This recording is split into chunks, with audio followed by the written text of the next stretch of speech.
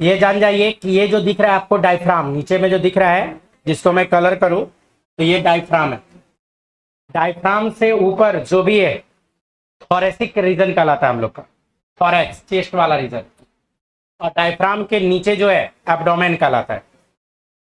तो ये डायफ्राम जो है मेन क्या करता है, ये वाला जो डायफ्राम है हमारे बॉडी को दो पार्ट में बांटता है। हमारा डायफ्राम का पोजीशन यहाँ पे है, यहाँ ये जो है हमारा डायफ्राम यहीं पे रहेगा। और डोम शेप का डायफ्राम होता है, बोले तो गुंबज के आकार का डायफ्राम। तो यही डायफ्राम हमारे बॉडी को दो पार्ट में बांट देता है, डायफ्राम के ऊपर थोरैक्स और डायफ्राम के नीचे एब्डोमेन। राइट, तो हम लोग को पढ़ना इसी रेस्पिरेटरी सिस्टम के बारे में है। तो सिस्टम तो पूरा यही है, लेकिन इसमें जो पार्ट वाइज हम लोग बात करेंगे एक एक करके, तो उसमें पहले देखते हैं इसका इंट्रोडक्शन वाला पार्ट पहले। तो रेस्पिरेटरी सिस्टम का जो इंट्रोडक्शन में आए हम लोग, इसके इंट्रोडक्शन से रिलेटेड पहले बात करेंगे कि इसके इंट्रोडक्शन में क्या क्या चीज आ रहा है। और इसके इंट्रोडक्शन में आए रेस्पिरेटरी सिस्टम का जो हम लोग बात करते हैं, तो रेस्पिरेशन आखिर होता क्या है, रेस्पिरेशन क्या होगा, इसकी बात करते हैं। तो रेस्पिरेशन में जब भी हम लोग बात करेंगे, रेस्पिरेशन का जो हम लोग बात करते हैं यहाँ पे, तो रेस्पिरेटरी सिस्टम हेडिंग है, हमारा हेडिंग है रेस्पिरेटरी सिस्टम। और रेस्पिरेटरी प्लस सिस्टम, सिस्टम क्या, तो अगर आपको याद हो हम लोगों ने जो बात किया था कि दुनिया का सबसे छोटा चीज क्या था, एटम जो फ्रीली एग्जिस्ट कर रहा था।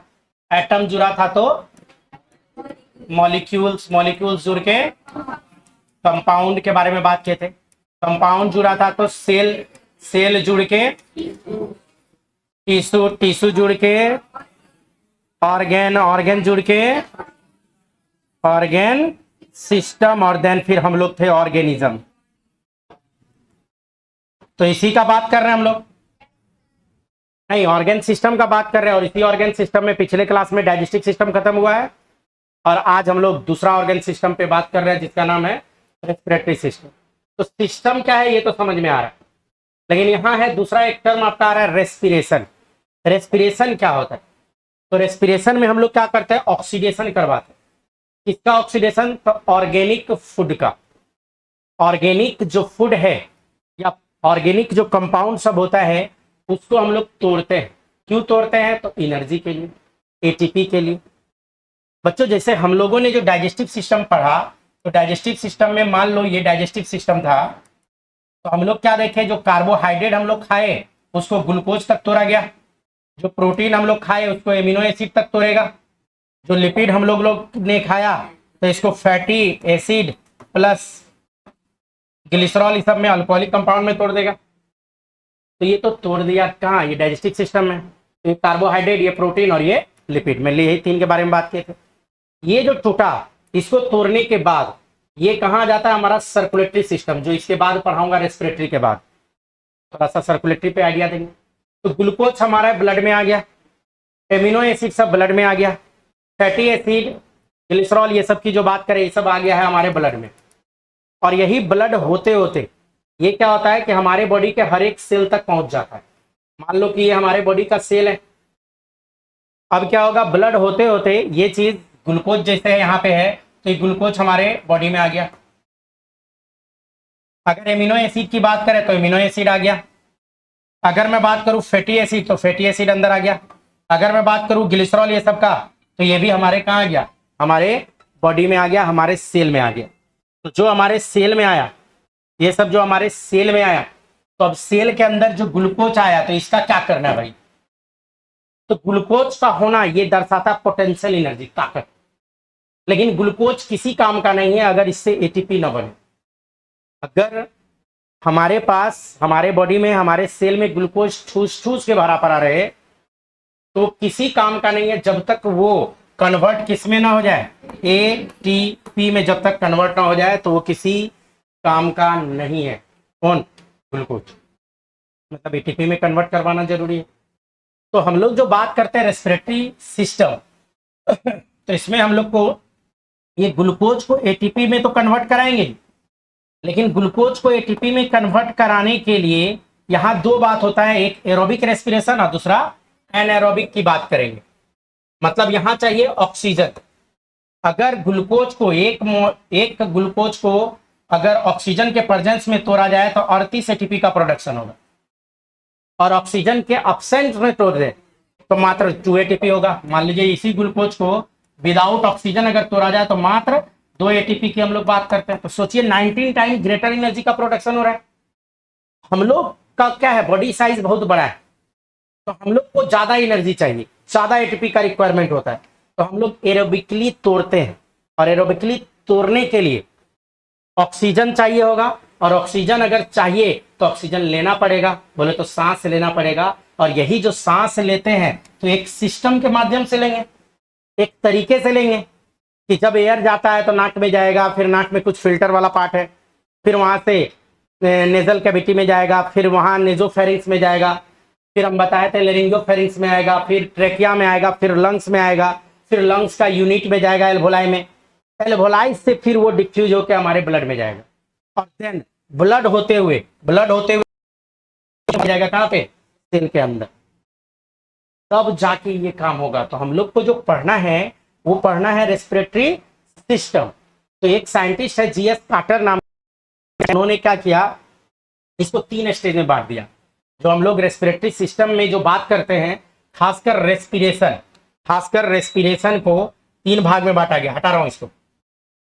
रेस्पिरेशन जो होता है रेस्पिरेटरी सिस्टम में जो एक टर्म है रेस्पिरेशन, तो जीएस कार्टर नाम के साइंटिस्ट इसको 3 रेस्पिरेशन को, इसमें 3 पार्ट में रेस्पिरेशन होता है। सबसे पहला होता है एक्सटर्नल रेस्पिरेशन, बोला जाता है एक्सटर्नल रेस्पिरेशन। इसी को हम लोग वेंटिलेशन के नाम से भी जानते हैं, नहीं इसी को हम लोग क्या बोलते हैं, वेंटिलेशन नहीं बोलते, वेंटिलेटर पे रखा है, फलना आदमी को वेंटिलेटर पे रखा है, तो वेंटिलेशन यही है, वेंटिलेशन इसको। दूसरा जो बांटा गया इसमें इंटरनल रेस्पिरेशन को बांटा गया, एक तो ये बांटा, दूसरा जो इसमें बांटा गया internal respiration, external internal respiration. और तीसरा जो बांटा गया सेलुलर रेस्पिरेशन,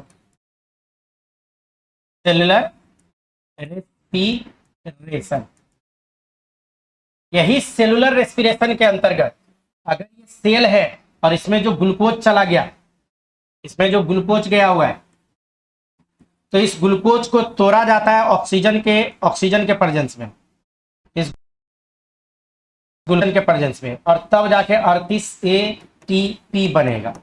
तो ग्लूकोज को तोड़ के जो 38 एटीपी बनवाते हैं वो सेलुलर रेस्पिरेशन के अंतर्गत होता है। और ग्लूकोज को तोड़ के जो 38 एटीपी बनवाएंगे तो उसमें कुछ स्टेप होता है। इसमें एक स्टेप आएगा ग्लाइकोलाइसिस, दूसरा स्टेप आता है लिंक रिएक्शन, तीसरा स्टेप आता है क्रेब, CREAB या KR क्रेब साइकिल, और चौथा आता है इलेक्ट्रॉन ट्रांसपोर्ट सिस्टम। तब जाके 38 एटीपी बनता है। ये 4 स्टेप बनने के बाद तो हम लोग को पढ़ना है रेस्पिरेटरी सिस्टम। हम लोग ये 2 मेनली बात करेंगे, एक एक्सटर्नल और एक इंटरनल रेस्पिरेशन। एक्सटर्नल रेस्पिरेशन क्या है, जो हम लोग का इन्वायरमेंट में जो एयर है उसको कहां तक पहुंचा देना, लंग्स तक। इन्वायरमेंट से अगर लंग्स तक पहुंचाएंगे, इसी को बोला जाता है वेंटिलेशन या एक्सटर्नल रेस्पिरेशन के अंतर्गत हम लोग इसमें बात करते हैं। अब मान लीजिए लंग्स तक चला गया, फिर इंटरनल रेस्पिरेशन किसको बोलेंगे, तो gaseous exchange between lungs and blood. Lungs से अगर ब्लड में आ जाए ब्लड, तो ये आता है इंटरनल, और यहाँ ब्लड से बाहर भी आ सकता है, इधर भी जा सकता है। तो ये बाहर से हम लोग क्या करते हैं, ऑक्सीजन को डालते हैं, लंग्स में आएगा, लंग्स से कहाँ चला जाएगा, ब्लड में ऑक्सीजन जाएगा, लेकिन ब्लड में जो कार्बन डाइऑक्साइड था CO2 उसको बाहर निकालेगा, लंग्स में आएगा, और लंग्स से फिर CO2 को हम लोग इन्वायरमेंट में कर देते हैं।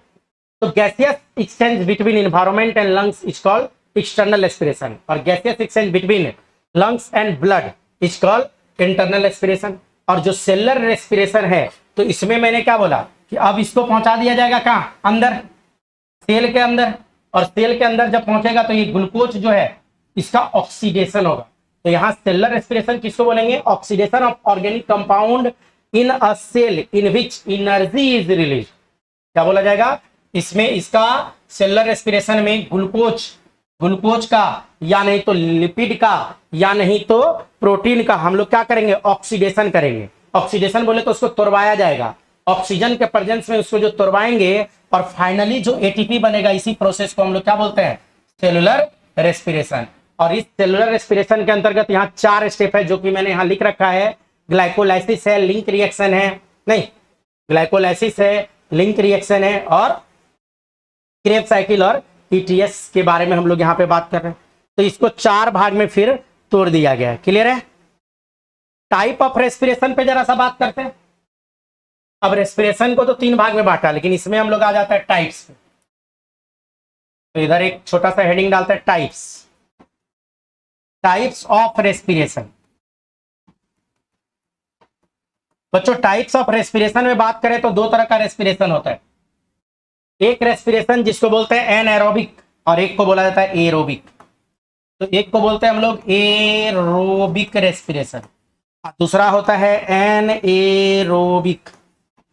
2 तरह का रेस्पिरेशन है, एरोबिक और एनएरोबिक रेस्पिरेशन। नहीं, दोनों के बारे में बात करेंगे, लेकिन फटाक से इसको लिखना है तो लिख लीजिए या नहीं तो क्लिक कीजिए, जो भी करना है। नोट्स है? मिल गया नोट्स? नहीं मिला है? सर बोले कि करवा लिए हैं। ठीक ठीक, पास करने के बाद मिलेगा। नहीं भाई में क्या हो गया?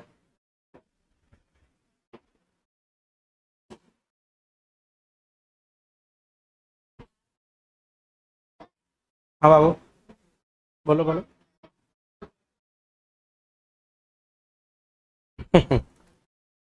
कोमा में सब कुछ चलता है, हाँ। बस कहिए कि ब्रेन का एक पार्ट उसको उठने नहीं देता है, बाकी सारा सिस्टम उसका चल रहा होता है कोमा में। और भी ब्रेन का एक पार्ट ही है जो जिसके कारण वो आदमी पड़ा हुआ है बेड पे, खाता है, सोता है, इवन रोएगा भी, सुनेगा भी, सब काम करेगा। हाँ, बहुत सारा कोमा में बहुत तरह का कोमा है।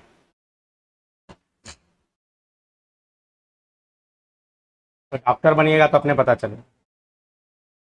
बढ़ो आगे, टेंशन मत लो, सबको डॉक्टर बना के छोड़ेंगे। हाँ, किसमें? कौन बोल दिया सीट कम रहा है? हर एक साल बढ़ा जाता है, और डॉक्टर डॉक्टर होता है भाई। हाँ, सीट तो हर एक साल बढ़ रहा है। इस बार 24 लाख फॉर्म गिरा है। 27, हाँ 27 लाख, सॉरी 27, 27 से 24 पिछला बार गया था।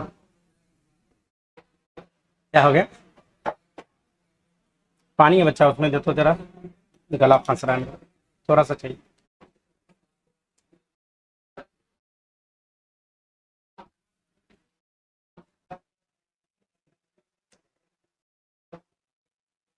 बढ़ू, हटाऊं?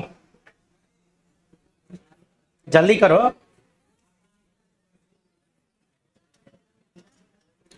देखिए लिखिएगा तो टाइम लगेगा, लिखा हुआ है, हटा रहा हूं। जल्दी जल्दी, पीछे लिख रहा है।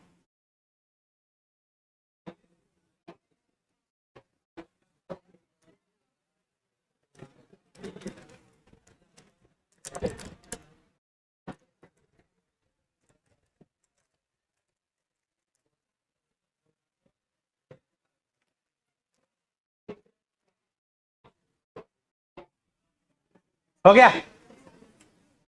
हटा दूं? हटा रहा हूं, देखो।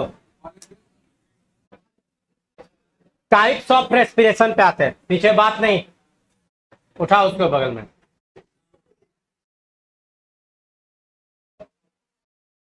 आपके पीछे आप भी सोए हुए थे लेकिन आपके पीछे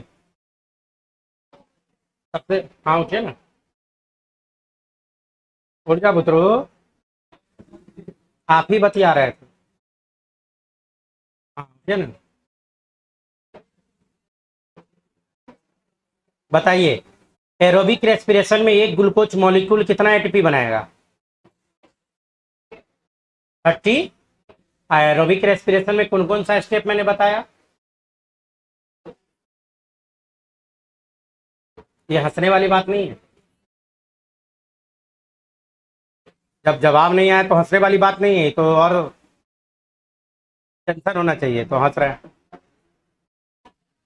4 स्टेप बताया। पड़ोसी से पूछ लीजिए कौन कौन सा स्टेप था। पूछिए पड़ोसी, जल्दी जल्दी जल्दी। क्या हो गया? उठो बुतरू, सोच क्या रहा है? उठाइए उसको। स्टेप था।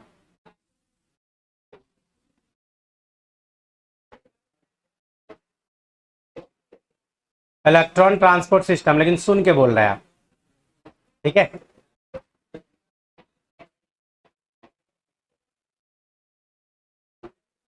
तो ये सुन के बोल दिए, तो बतियाइए।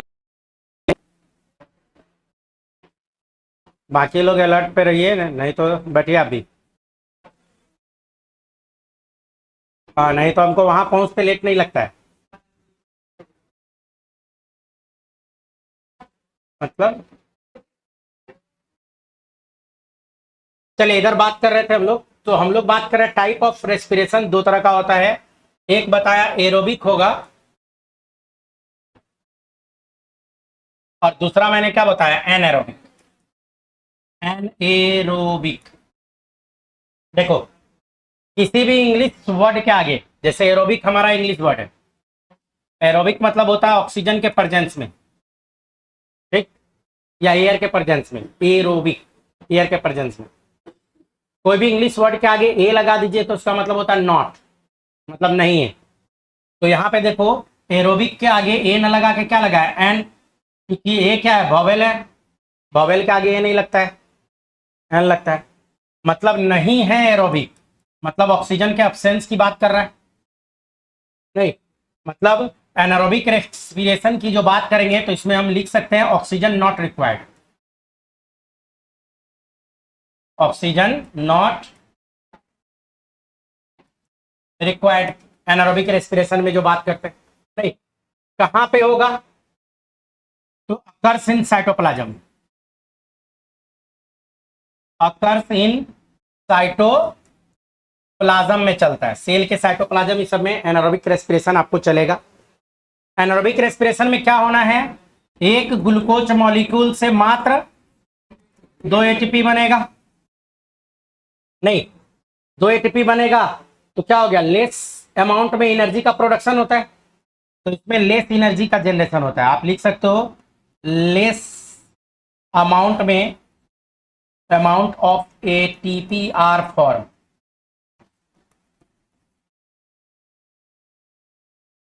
मतलब एटीपी यहां पे क्या बनेगा? कम बनेगा। तो एटीपी कम बनेगा तो जो एनर्जी था वो कुछ और बनेगा, तो यहां बाय प्रोडक्ट में बनता है लैक्टिक एसिड, नहीं, लैक्टिक एसिड बन सकता है, अल्कोहल बन सकता है, ये सब बाय प्रोडक्ट में बनेगा। किसका बाय प्रोडक्ट? एनारोबिक रेस्पिरेशन का जो बाय प्रोडक्ट होता है उसमें लैक्टिक एसिड, ये सब की हम लोग बात करेंगे। ये सब, जैसे हम लोग जब चलते हैं, जैसे मैं दिन भर ऐसे ऐसे चलते रहूं, मैं थकता नहीं, मैं नहीं थकता हूं। क्यों? क्योंकि मेरा जो मसल्स है, इस मसल्स में एक ऑक्सीजन को स्टोर करने वाला पिगमेंट है जिसका नाम है मायोग्लोबिन। मायोग्लोबिन एक लिमिट में ऑक्सीजन को स्टोर रखा है। अब मैं ऐसे चल रहा हूं तो क्या हो रहा है कि वो ऑक्सीजन वहां से दे दे रहा है, तो एरोबिक रेस्पिरेशन कर रहा है, एनारोबिक अभी नहीं कर रहा है। लेकिन मात्र 1 मिनट अगर तेज दौड़ जाऊं, यहां से लेकर मेन रोड पे चले जाऊं तेज दौड़ के, तो बॉडी में पेन हो जाएगा, पाँव में पेन होने लगेगा। पेन क्यों नहीं लगा? क्योंकि तेजी में जो दौड़ेंगे तो तेजी में एनर्जी खर्च होगा, तेजी में एनर्जी खर्च होगा तो तेजी में ग्लूकोज को तोड़ना पड़ेगा, तेजी में ग्लूकोज को तोड़ना पड़ेगा तो तेजी में ऑक्सीजन यूज होगा, तेजी में ऑक्सीजन यूज होगा तो तेजी में ऑक्सीजन देना पड़ेगा, तेजी में ऑक्सीजन देना पड़ेगा तो मायोग्लोबिन उतना ऑक्सीजन नहीं दे पाता है, तो वहां तुरंत सेल स्टार्ट कर देता है एन एरोबिक रेस्पिरेशन और तुरंत क्या फॉर्मेशन कर देगा, लैक्टिक एसिड। और एक बार बन गया लैक्टिक एसिड बॉडी में तो पेन स्टार्ट। तो ये एनारोबिक रेस्पिरेशन में क्या हो जाता है कि लेस एनर्जी का प्रोडक्शन होता है, एक ग्लूकोज मॉलिक्यूल को तोड़ के मात्र 2 ही एटीपी हम लोग यहाँ पे बनवा पाते हैं, जबकि हम लोग रेस्पिरेशन में तो एरोबिक रेस्पिरेशन को बोला जाता है कंप्लीट ऑक्सीडेशन, एरोबिक को बोला जाता है कंप्लीट ऑक्सीडेशन करेगा और इसमें क्या होगा, ऑक्सीजन रिक्वायर्ड हो जाएगा। ऑक्सीजन तो चाहिए भाई, बिना ऑक्सीजन का ये प्रोसेस नहीं हो सकता है। एरोबिक रेस्पिरेशन को होने के लिए माइटोकॉन्ड्रिया भी चाहिए, नहीं माइटोकॉन्ड्रिया एंड साइटोप्लाज्म कह सकते हो।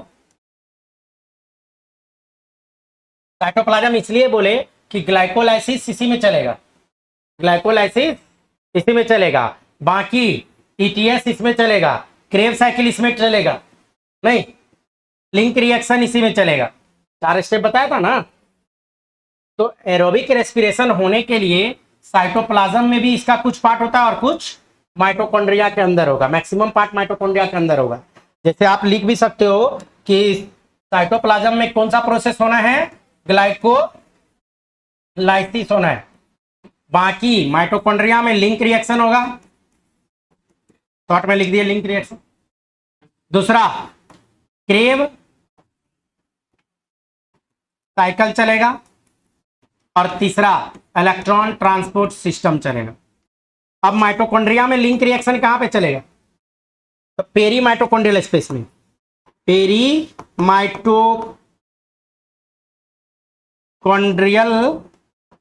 स्पेस। अब क्वेश्चन है सर क्या पेरी माइटोकॉन्ड्रियल स्पेस, आप लोग माइटोकॉन्ड्रिया पढ़े हो, माइटोकॉन्ड्रिया में 2-2 गो लेयर होता है, तो यही 2 लेयर के बीच का स्पेस को हम लोग क्या बोलते हैं, peri mitochondrial space. Kreb cycle कहां चलेगा, तो माइटोकॉन्ड्रिया के अंदर मैट्रिक्स में, यही है माइटोकॉन्ड्रिया का क्या मैट्रिक्स। ईटीएस कहां चलेगा, ईटीएस माइटोकॉन्ड्रिया के अंदर इनर मेम्ब्रेन में, ये इनर मेम्ब्रेन में चलता है ईटीएस।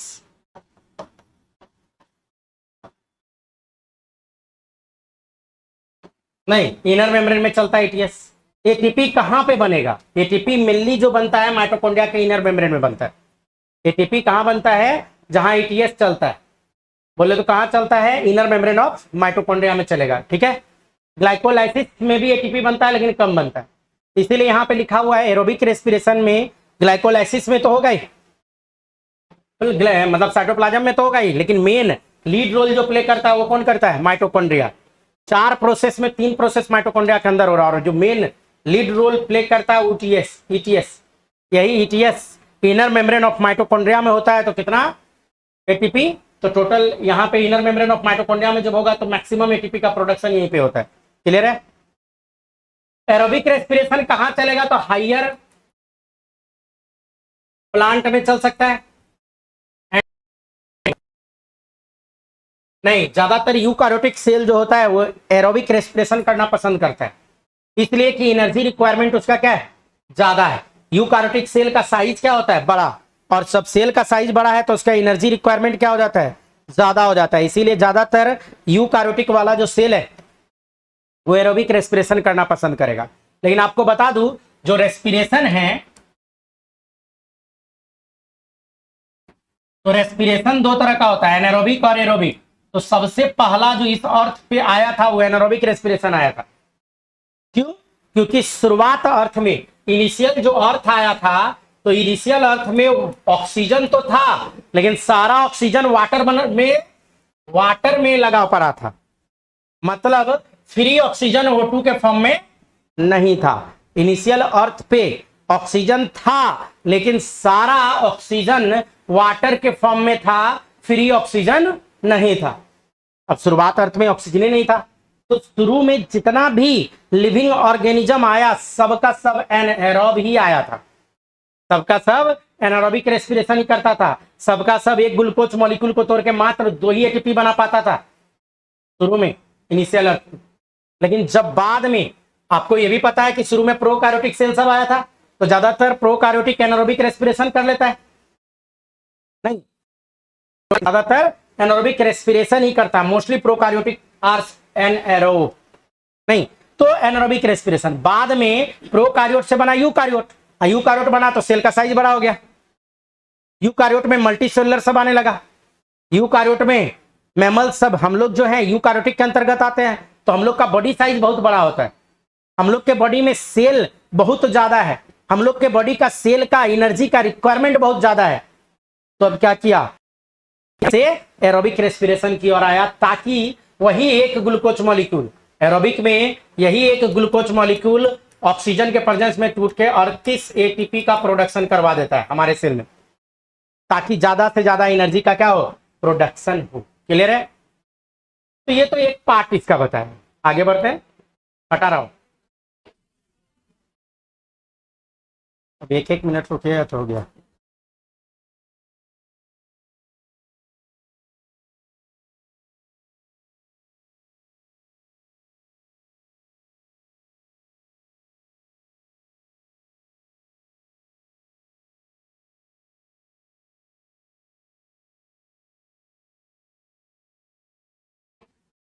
हो गया, फास्ट फास्ट।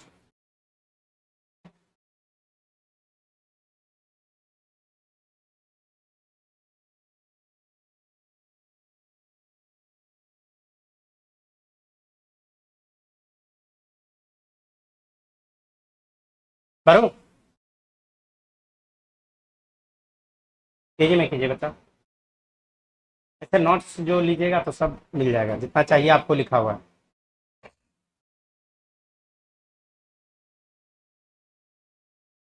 हटा रहा हूं मैं,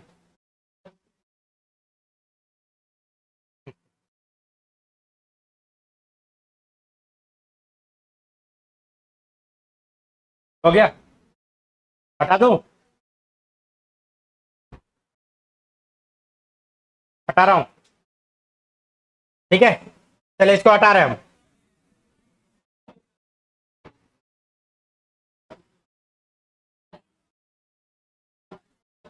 हटाऊं, चले यहां देखिए, रेस्पिरेटरी सिस्टम हम लोग को पढ़ना क्या है, ह्यूमन रेस्पिरेटरी सिस्टम, जो रेस्पिरेशन में बात करना है मेनली। तो रेस्पिरेटरी सिस्टम की जो हम लोग बात करते हैं,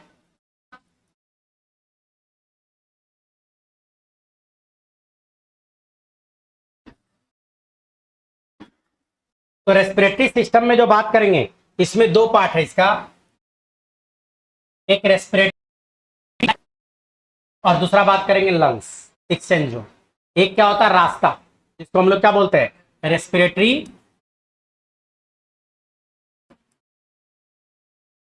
दूसरा ट्रैक। रेस्पिरेटरी ट्रैक का ही बोला जाता है कंडक्टिंग जोन, क्या बोला जाता है, कंडक्टिंग।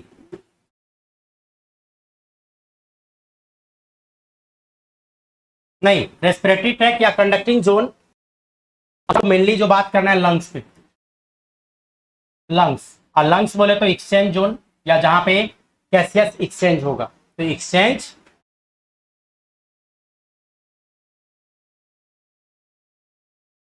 नहीं, एक्सचेंज जोन के नाम से भी हम लोग जानते हैं। तो ये हो गया, तो बारी बारी से करेंगे। रेस्पिरेटरी ट्रैक, तो रेस्पिरेटरी ट्रैक स्टार्ट कहां से होगा, तो नाक से, नाक में कहां से, ये वाला जो छेद दिख रहा है, इसको बोलता है एक्सटर्नल नॉस्ट्रिल। कहां से स्टार्ट होगा, एक्सटर्नल नॉस्ट्रिल, और कहां तक जाएगा, लंग्स तक। नहीं, तो यहां पे जो हम लोग बात करेंगे,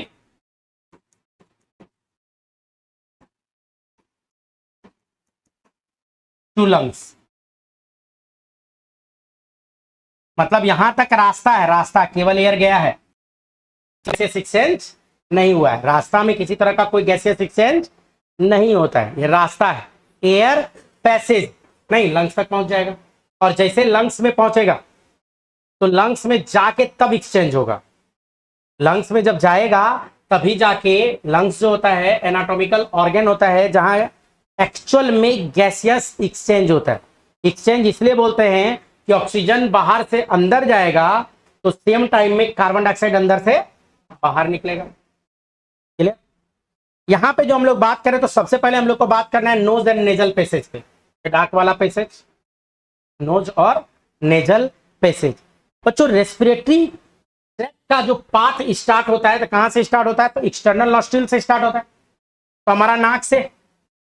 तो नाक में जो देखते हैं तो ये जो नाक का आगे वाला पार्ट है, छू के देखोगे हिलेगा नहीं, हार्ड नहीं है, तो एक कार्टिलेज है, कार्टिलेज।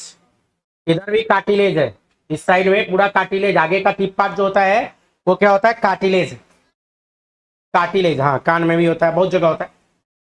सॉफ्ट बोन बोल सकते हो आप, कार्टिलेज जो होता है सॉफ्ट बोन आप बोल सकते हो, तो ये कार्टिलेज सब मौजूद होता है। तो यहाँ पे जो है हमारा जो नेजल पैसेज की जो बात कर रहे हैं, एक्सटर्नल लेयर जो ओपन होता है वो नेजल पैसेज में। एक्सटर्नल लेयर बोले तो ये उंगली जहां तक जाएगा नाक में नहीं, वो जाके कहाँ खुल जाएगा? नेजल पैसेज या नेजल चैम्बर में जाके खुल जाएगा आपको। और हमारा जो नेजल चैम्बर है ये दोनों को दो साइड, एक इधर, बीच में हाइलाइन कार्टिलेज है। वही हाइलाइन कार्टिलेज क्या करता है? उसको दो पार्ट में बांटने का काम कर रहा है। हाइलाइन कार्टिलेज क्या करेगा? दो पार्ट में बांटने का काम करेगा। जैसे मैं आपको दिखाता हूं तब आपको ज्यादा समझ में आएगा। हम लोग जो नेजल पैसेज इस सब की जो बात कर रहे थे,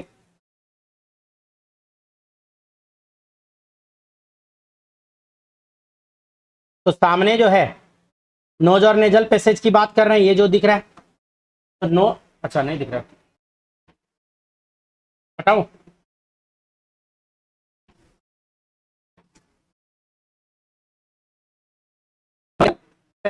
इसमें जो देखोगे यहाँ पे दो दिखेगा, नोज और नेजल पैसेज।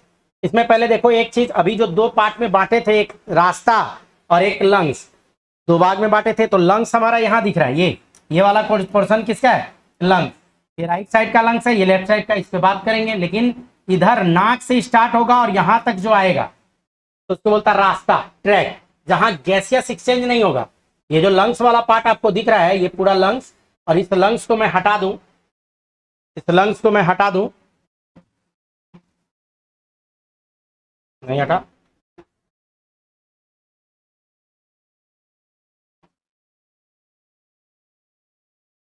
देखो इसको जैसे हम हटाएंगे, ये जो है रास्ता यही कहलाता है।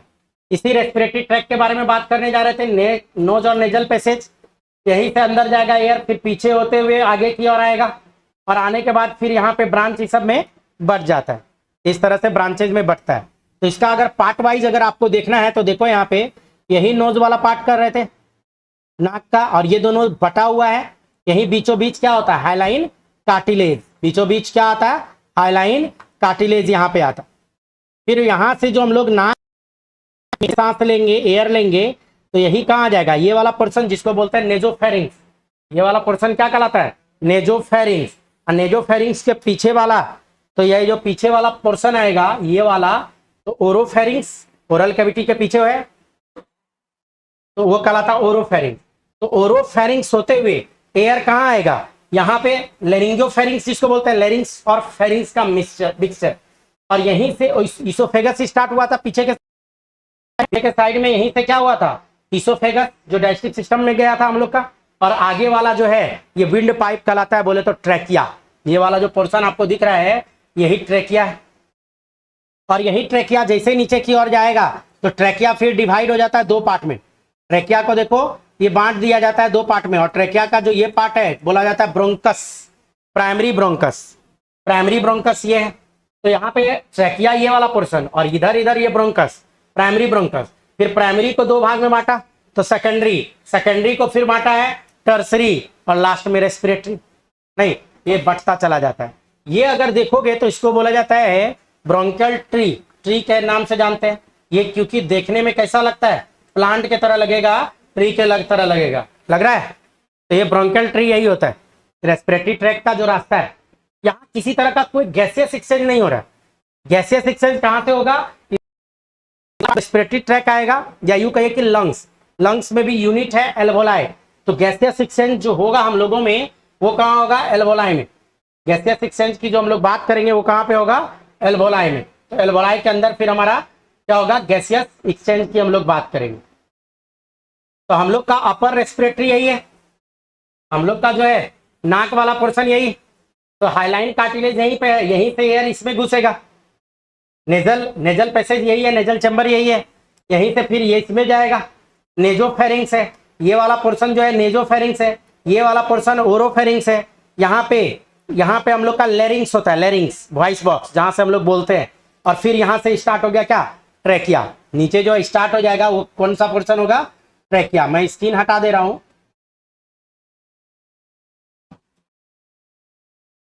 तुम फोन करते रहता भाई।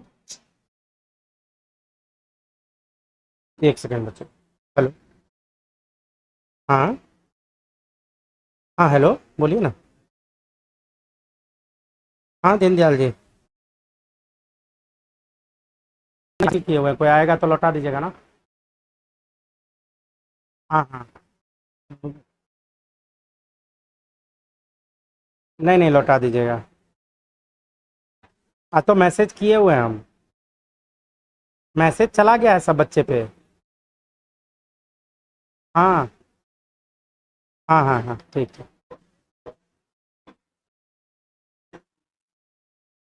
क्लियर है, क्या चीज, आप लोगों के पास टाइम कम है। ठीक है, इसका वीडियो भी क्लियर जा रहा है, पहले समझ लीजिए। तो ये जो है यहाँ पे जैसे स्किन, तो मैं स्किन हटा रहा हूँ यहाँ पे, स्किन को जैसे हटाए तो अब पोर्शन ये बच गया। अब सारा कहानी इसके अंदर होगा नहीं, तो इसी के बारे में हम लोग सारा बात कर रहे थे। नर्व्स और नेजल पैसेज के बारे में जो हम लोग बात कर रहे थे, जो भी बात करेंगे इसी से रिलेटेड हम लोग यहाँ पे बात करेंगे। तो आइए इसी से रिलेटेड यहाँ पे थोड़ा सा बात कर लें। नहीं, इसी से रिलेटेड यहाँ पे जो हम लोग बात कर रहे थे, तो यहाँ पे तो यही जो बताया कि नोज और नेजल पैसेज, तो नोज और नेजल पैसेज जो है, तो यहाँ वाला पोर्शन हो गया नोज और नेजल पैसेज की जो बात कर रहे हैं हम लोग, ये वाला, ये है नोज। अब पैसेज ये वाला पोर्शन आ जाएगा अंदर में जो होता है, नहीं, नेजल, नोज और नेजल पैसेज की जो बात करेंगे यही है। और जैसा कि बताया कि फिर इधर से एक्सटर्नल नॉस्ट्रिल जहां तक उंगली करेंगे, नहीं इसको क्या बोलता है, एक्सटर्नल नॉस्ट्रिल बोला जाता है। एक्सटर्नल नॉस्ट्रिल जो होता है वो जाके जहां खुलता है तो उसी को बोलते हैं नेजल चैम्बर। तो एक्सटर्नल नॉस्ट्रिल यहाँ वाला जो छेद होता है, नहीं, दो छेद होता है नाक में, नहीं, एक्सटर्नल नॉस्ट्रिल। और वो दोनों मैंने बताया कि किससे सेपरेट रहेगा, हाइलाइन कार्टिलेज। इसमें कार्टिलेज नहीं दिख रहा है, लेकिन क्योंकि स्केलेटन हटाए हुए हूं मैं, इस जगह पे इसका सेपरेशन अगर देखना था तो वो क्या होता है, हाइलाइन कार्टिलेज से दोनों क्या होता है, एक दूसरे से सेपरेट होता है। फिर उसमें जैसे नीचे आइएगा तो ये वाला पोर्शन के बारे में क्या बताया, ये ट्रेकिया है। और ये सब जो दिख रहा है ये क्या है, हमारा लंग्स है, हम लोग का लंग्स है। और लंग्स कहाँ पे रहेगा, किसके ऊपर रहेगा, तो यहाँ पे होगा डायफ्राम। डायफ्राम दिखाया था, डायफ्राम के जस्ट ऊपर क्या होता है, हमारा लंग्स, याद रखिएगा। हाँ बोलिए।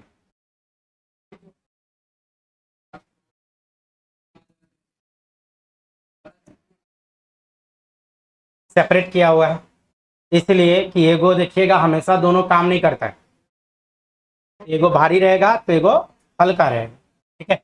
इसके अंदर का जो पैसेज होगा ये अंदर में नाक में, इसी को बोलता है नेजल वेस्टिब्यूल। और नेजल वेस्टिब्यूल में क्या भरा पड़ा रहेगा, नेजल वेस्टिब्यूल की जो बात करते हैं, नहीं, नाक में अगर उंगली कीजिएगा तो उसमें हेयर रहेगा, ग्लैंड का सिक्रेशन होता है। बोले तो अंदर से चिपचिप रहता है, नहीं, अंदर से वही सीबेसियस ग्लैंड बोल दिया ना, तो उसमें आ गया, अंदर से वो रहेगा चिपचिप। हेयर जो होता है देखिएगा हमेशा डाउनवार्ड रहेगा, डाउनवार्ड, इस तरह से हेयर रहेगा, जाल नेटवर्क लाइक। और इसको हेयर को चिपचिप बना के रखा है। तो ऐसा बनाने से क्या फायदा हो गया कि जो हम लोग जैसे एयर लिए, तो एयर जो आया तो उसमें डस्ट पार्टिकल सब जो भी जाएगा वो चिपक जाएगा। आप लोग देखते होइएगा सुबह सुबह या कभी भी हम लोग नाक साफ करते रहते हैं, उंगली से निकालते रहते हैं, नहीं, गंदा गंदा, तो वो सब क्या है, आपके एयर में वो जो डस्ट पार्टिकल सब भरा पड़ा था तो हम लोग उसको क्या करते हैं, निकालते हैं। और वो जरूरी है, हेयर का होना बहुत जरूरी है। अगर हेयर ना होता बच्चों तो प्रॉब्लम क्रिएट कर देता। क्या क्रिएट करता, हेयर ना होता तो पूरा डस्ट हमारा लंग्स तक पहुंच जाता, और लंग्स में अगर पूरा पहुंच जाता तो वहां पे प्रॉब्लम क्रिएट कर देता। क्या प्रॉब्लम क्रिएट करता, लंग्स में पहुंचता तो लंग्स को कवर कर देता, जहां गैसियस एक्सचेंज होना है उसको क्या करता, कवर कर देता। और गैसियस एक्सचेंज अगर जहां होना है वहां पे अगर डस्ट पार्टिकल बहुत ज्यादा जमा हो जाए तो वो प्रॉब्लम क्रिएट कर देगा, दिक्कत करवा देगा, एक्सचेंज में प्रॉब्लम करवा देगा। नहीं, और उसमें और भी है, बता रहा हूं। तो प्लस क्या है कि ये जो हमारा नाक है एक्सटर्नल नॉस्ट्रिल, तो बाहर का जो स्किन है, बाहर का, यही स्किन अंदर इन्वेजिनेट कर गया। कहने का मतलब कि बाहर से जो आया स्किन, यही स्किन अंदर इन्वेजिनेट कर गया। बाहर से जो स्किन आया यही इन्वेजिनेट कर गया। और ये वाला जो ऐसे रहता है तो बाहर वाला स्किन सभी क्या रहता है, इन्वेजिनेट रहता है, इस तरह से नाक रहता है। और यही जो नाक है इन्वेजिनेट जो बाहर का स्किन किया हुआ है, तो इसी में मैं क्या बता रहा हूँ, हेयर इधर गया, नहीं, इसी में मैं बता रहा हूं डाउनवर्ड साइड में क्या होगा, हेयर सब रहेगा इस तरह से। ये डाउनवर्ड साइड में ये सब हेयर सब रहेगा जो क्रॉस लाइक स्ट्रक्चर बना के रखा है, जाल की तरह स्ट्रक्चर बना के रखा है, नेटवर्क की तरह स्ट्रक्चर बना के रखा है। और इसी में अगर मान लो अब ऑक्सीजन अगर कोई लेगा या एयर जो हम लोग लेते हैं, तो एयर जाएगा तो यहाँ ये फिल्टर का काम कर दिया, तब जाके यहाँ पे एयर जाएगा। ये बीचों बीच हाईलाइन कार्टिलेज से बटा हुआ है। नहीं, अब यहाँ पे क्या होगा, ऑक्सीजन इधर से जाएगा और इधर से भी जो जाएगा तो फिल्टर होते हुए जाएगा। और जो भी यहाँ पे है डस्ट पार्टिकल या जो बहुत सारा बैक्टीरिया वैक्टीरिया है, इस जगह पे क्या हो जाता है, रह जाता है। तो यहाँ डस्ट पार्टिकल ट्रैप, नहीं, डस्ट पार्टिकल ट्रैप होगा, और उसके साथ साथ जो बैक्टीरिया ये सब था वो भी क्या हो जाता है, यहाँ पे ट्रैप्ड हो जाता है। नहीं, डस्ट पार्टिकल तो ट्रैप हुआ ही, उसके साथ साथ जो बैक्टीरिया है उसको भी क्या करेंगे, वो भी ट्रैप्ड हो जाता है। क्लियर है। प्लस क्या है, एयर जैसे अंदर घुसेगा, नेजल पैसेज में जैसे अंदर घुसता है, तो अंदर में पाथ होता है, स्पाइरल पाथ होता है, अंदर में स्पाइरल पाथ होता है। जो हम लोग सांस लेते हैं पहले सीधा जाता है और उसके बाद गोल गोल घूमता है अंदर में। तो स्पाइरल पाथ जो है जैसे ही ऊपर जाएगा तो इस तरह से स्पाइरल, हम यहाँ का पार्ट इधर बना दे रहा हूं, इस तरह का कहानी होगा स्पाइरल की जो बात कर रहे हैं, ये इस तरह से स्पाइरल पाथ होगा। और स्पाइरल पाथ में स्पेशल टाइप का यहाँ पे टिश्यू होता है, यहाँ पे इसके अंदर स्पेशल टाइप का टिश्यू सब मौजूद होता है। और इस टिश्यू का नाम है PSCCG। क्या PSCCG, PSCCG तो pseudo stratified, P for pseudo, S for stratified, C for ciliated, C for columnar, G for glandular, E for epithelium. Pseudo stratified लिख दूं क्या, शॉर्ट में PSCCG ही कहलाता है। P बोले तो सूडो, S बोले तो एस्टेटिफाइड, C बोले तो सिलिएटेड, फिर C बोले तो कोलुमनार,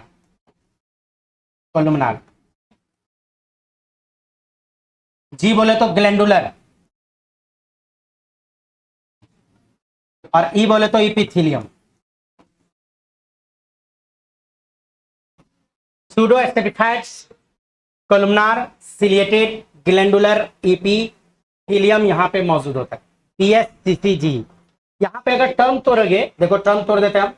सूडो मतलब होता है झूठा, सूडो मतलब होता है झूठा, एस्टेटिफाइड का मतलब होता है मल्टी लेयर, एस्टेटिफाइड का मतलब होता है मल्टी लेयर। तो झूठा मल्टी लेयर है किसका, कोलुमनार सेल का।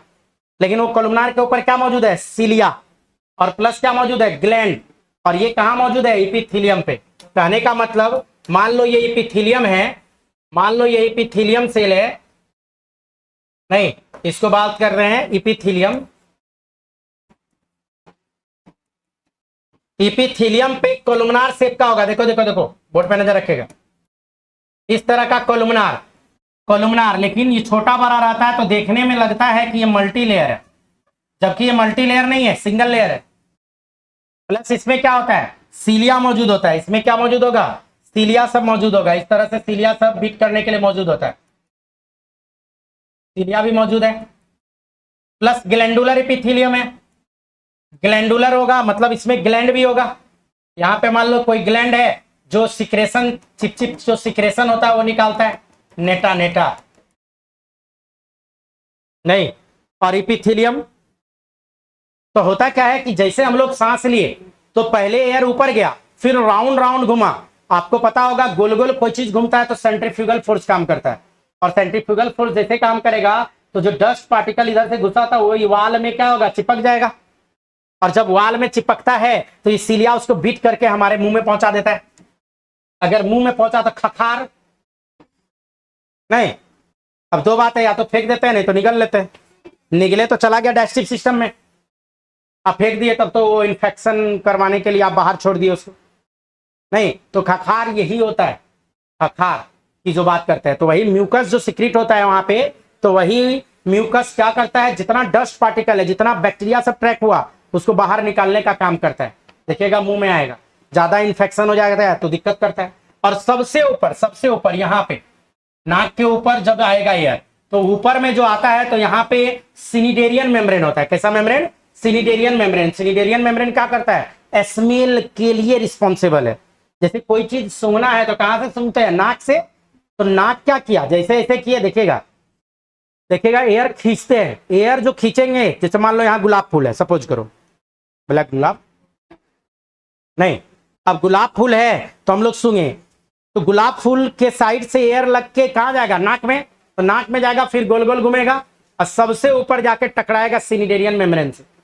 तब पता चलता है, सिनिडेरियन मेम्ब्रेन से जब टकराएगा तो वो स्मेल भेजेगा हमारे ब्रेन को। मान लो आंख पे पट्टी बांध दिए और नाक के पास कोई फूल लेके जाए तो हमारा ब्रेन तुरंत बोल देता है गुलाब है कि गेंदा। नहीं नहीं बोल देगा। मान लीजिए आपके आप लोग के आंख पे पट्टी बांध दे हम, और गेंदा फूल और गुलाब फूल दो गो रखे और आपको सुंघाए तो आपका ब्रेन बोल देगा कि गेंदा सुंघाए कि गुलाब सुंघाए कि चमेली सुंघाए। नहीं, हाँ। तो ये चीज जो है ना ऑल्फैक्टरी होता है, दैट मीन्स स्मेल से रिलेटेड होता है। क्लियर। इसके जस्ट बाद हम लोग आएंगे तो आ जाएंगे फेरिंग्स में। तो यहां से फेरिंग्स स्टार्ट होता है, ये नेजोफेरिंग्स है। इतना दूर क्या है हमारा, नेजोफेरिंग्स है। और इसके नीचे क्या हो जाएगा, ओरोफेरिंग्स की बात करते हैं। तो फेरिंग्स जो होता है ना, कॉमन पैसेज होता है फूड के लिए और विंड के लिए, कॉमन पैसेज है। खासकर यहाँ पे देखो, फूड जो इधर से जाता है तो नाक होके निकलता है कि नहीं सरकने पे। जैसे हम लोग जब सरकते हैं नहीं तो क्या होता है, मुंह में खा रहे थे निकला नाक से, पता है। सिगरेट पीने वाले को देखना, मुंह से पिएगा निकालेगा नाक से। नेटा आया, नेटा था यहाँ पे, निकाले मुंह से, खखार नहीं। तो ये चीज हो जाता है। अब गर्दन को काटोगे, गर्दन को तो मैंने पहले भी बताया था यहाँ दो ओपनिंग होगा। आगे से ये जो पाइप है ये ट्रेकिया विंड पाइप है, और इसी के जस्ट पीछे क्या जाएगा, फूड पाइप, जिसको बोले थे इसोफेगस, इसी को बोला गया था इसोफेगस। तो आगे जो विंड पाइप है तो एयर इधर से जाएगा लंग्स में, ट्रेकिया होते हुए जाता है। दोनों का ओपनिंग का नाम भी बताया था, गल्लेट और ग्लॉटिस। विंड पाइप का ओपनिंग क्या था, ग्लॉटिस, और इसोफेगस का ओपनिंग क्या था, गल्लेट। इसोफेगस को, सॉरी, ग्लॉटिस को कौन गाइड कर रहा था, इपीग्लॉटिस। दिखाता हूं।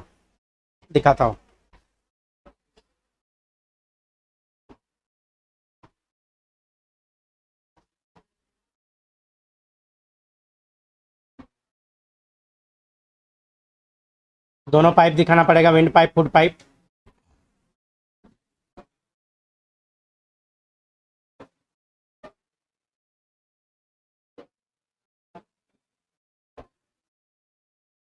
क्या हो गया बुतरू,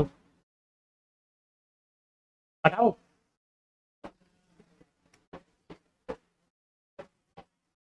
हटा रहे। सामने में जो फिगर दिख रहा है इसमें स्केलेटन भी दिख रहा है। ये देखो स्केलेटन ला दिए। लंग्स आधा पता नहीं किसको दान कर दिया, आधा लंग्स दान है।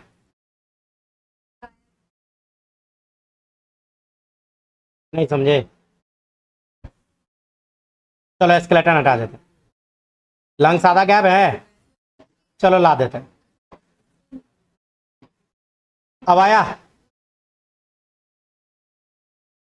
यहाँ पे दो ओपनिंग मिलेगा अभी आपको। जी काम क्या नहीं कर रहा।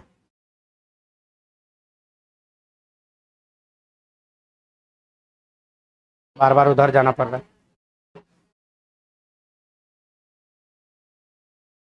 ठीक है, तो इसमें देखो बैक साइड हम करेंगे तो 2 पाइप दिख रहा है, 2 पाइप यहां दिख गया।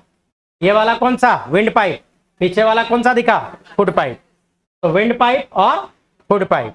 विंड पाइप का नाम है ट्रैकिया और फुड पाइप का नाम है ईसोफेगस। ठीक, ट्रैकिया कहां जाके लग जाएगा, ट्रैकिया की जो बात कर रहे हैं कहां पे जाएगा, लंग्स में। ईसोफेगस कहां जाएगा, ईसोफेगस कहां जाएगा, स्टमक में। ईसोफेगस कहां जाके मिल जाएगा, स्टमक में जाके मिल जाएगा। नहीं तो ट्रैकिया और इसका बात कर रहे हैं हम लोग। देखो इसी को और घुमा दिए तो पीछे के साइड यही क्या दिख रहा है आपको, ये वाला जो पोर्शन है, यही पोर्शन क्या दिख रहा है, ये फूड पाइप है। इसोफेगस की बात करें डाइजेस्टिव सिस्टम का, और फूड पाइप जाके देखो कहाँ जाएगा, स्टमक वाला पोर्शन में, जो आपका पढ़ा दिया हूं मैं। ये कहाँ जाएगा, ये स्टमक वाला पोर्शन में। स्टमक का पोजीशन देखो कहाँ पे है, डायफ्राम के नीचे। ये वाला पोर्शन क्या है, डायफ्राम। तो हमारा स्टमक कहाँ रहता है, एब्डोमेन कैविटी में, और हमारा लंग्स कहाँ है, थोरेसिक कैविटी में। अभी अभी बताया था, दोनों को क्या कर रहा है, बांटने का काम कर रहा है। यहाँ पे है डायफ्राम, तो डायफ्राम से ऊपर थोरेसिक, डायफ्राम के नीचे एब्डोमेन। तो ये क्या कर रहा है, दोनों को बांटने का काम कर रहा है। ये दोनों को क्या करेगा बच्चों, बांटने का काम कर रहा है। रिबकेज भी देखना है, देख लो।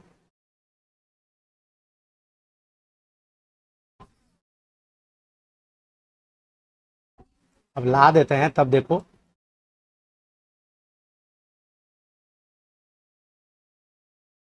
दिख गया, यही है रिब केज। रिब केज, ये वाला जो पोर्शन दिख रहा है ये क्या है, रिब केज वाला पोर्शन है। तो रिब केज वाला पोर्शन हम लोग बात कर रहे हैं। तो यहाँ रिब केज, पूरा थोरेसिक केज या रिब केज जो बोल रहे हैं उसको कवर करूँ तो यही वाला पार्ट है। देखो कलर, यही रिब केज। हमारे लंग्स को और प्लस यहीं पे होता है हार्ट, लंग्स और हार्ट को प्रोटेक्ट करने का काम करता है कौन, हमारा रिब केज जो है, वो दोनों को प्रोटेक्ट करेगा। क्लियर है, चलिए आगे बढ़ रहा है, सब बताएंगे।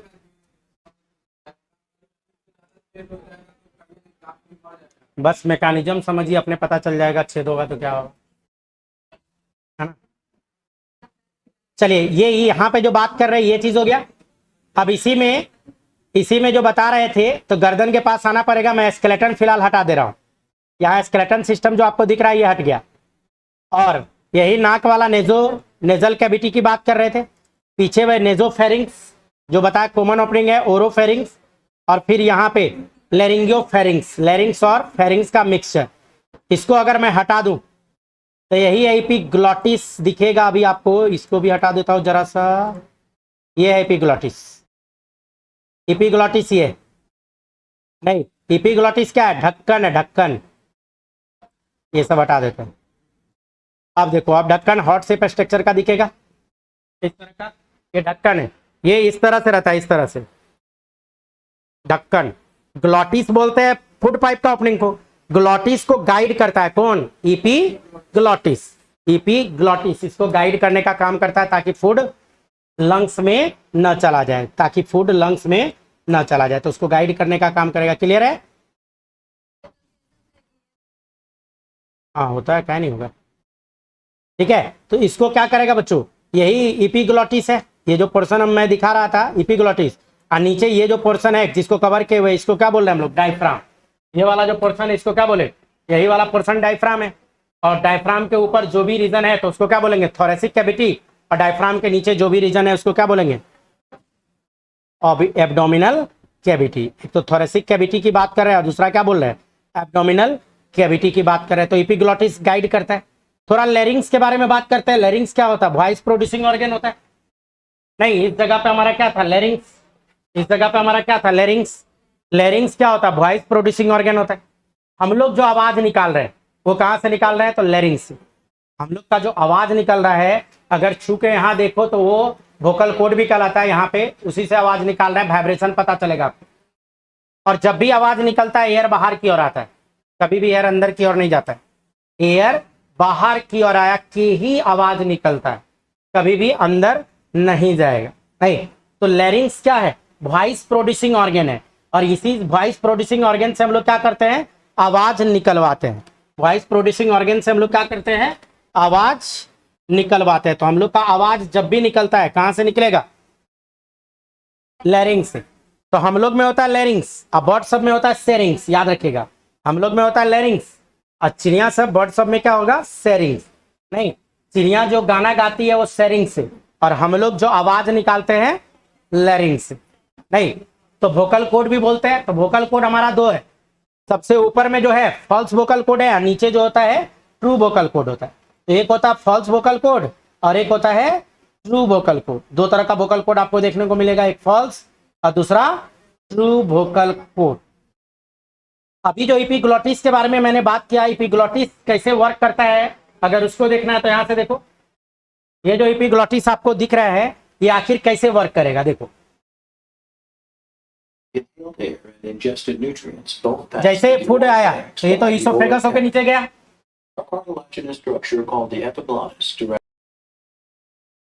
निगलते वक्त देखो ये एपिग्लोटिस इसको कवर कर चुका है। ये बात एयर निकालना है इधर नहीं, तो इस तरह से हम लोग बात करते हैं इपिग्लोटिस का। इसी तरह से हम लोग क्या बात करेंगे, इपिग्लोटिस का जो हम लोग बात कर रहे हैं कि इपिग्लोटिस कैसे काम कर रहा है। ये कार्टिलेज होता है, इलास्टिक कार्टिलेज का बना होता है। नहीं, तो वो जस्ट लाइक ढक्कन की तरह काम करता है, बंद करना या खोलना। कोई फूड पार्टिकल अगर घुस जाता है तो उसको फिर हम लोग उधर दूसरे साइड में डालते हैं। कि जैसे इनहेल करेंगे एयर को तो यहाँ पे क्या हो जाएगा कि इसमें जैसे जाएगा तो इस तरह से अंदर घुसा, फूड को उधर ले गया तो उस समय विंड पाइप को बंद कर दिया ताकि फूड इधर ना घुस जाए।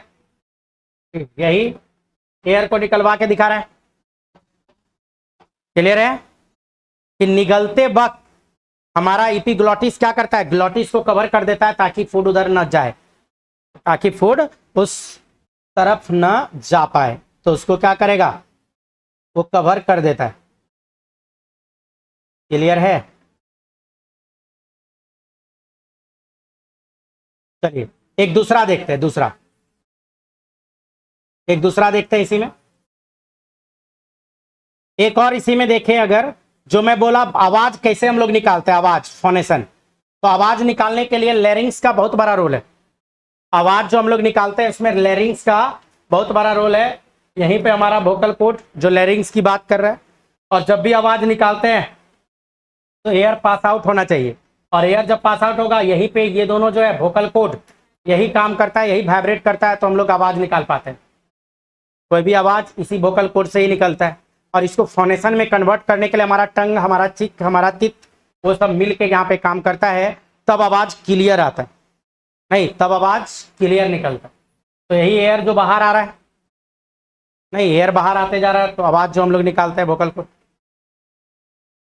तो यहीं पे ये जो है दो गो लिगामेंट होता है, इसी में स्ट्रेच होता है, पतला आवाज निकालना है, मोटा आवाज निकालना है। नहीं,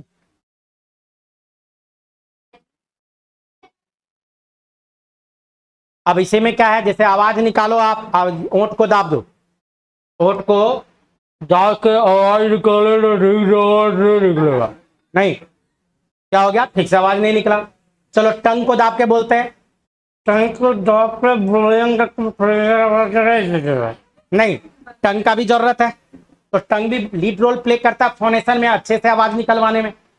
तो हमारा टंग, हमारा लिप्स, ये सब क्या फोनेशन में हेल्प करता है। भले आवाज यहां से निकले, यहां पे हेल्प करेगा बच्चों।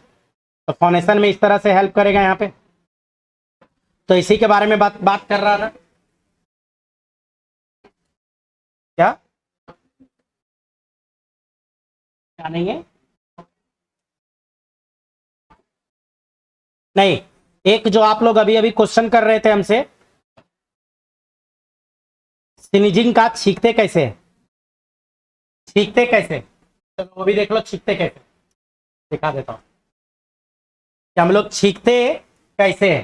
तो छींकने के वक्त हमारा ब्रेन भी काम करता है। देखो इसी तरफ छींकते हैं, छींक जो हम लोग छींक रहे हैं, तो नाक से घुस गया डस्ट पार्टिकल, तो ब्रेन को सिग्नल जाता है। नाक में अगर गुदगुदी लगा दीजिए तो भी छींक आता है। नहीं, हमारा यहाँ पे क्या काम करता है, रिफ्लेक्स एक्शन, और एक ही बार एयर लंग्स को कम, मतलब लंग्स कंप्रेस हो जाता है, एक ही बार ढेर सारा एयर पास कर देते हैं ताकि सारा जो भी चीज अंदर गया वो बाहर। तो छींकने में हमारा मसल्स का बहुत बड़ा रोल है।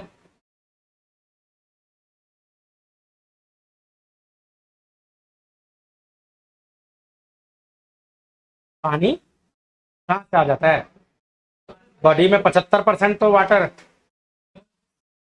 70 से 90% तक। हाँ बोलिए, कोई बोल रहा है कुछ?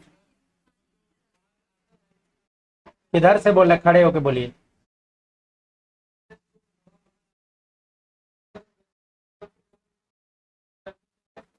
नहीं नहीं होगा, इंटरनल डैमेज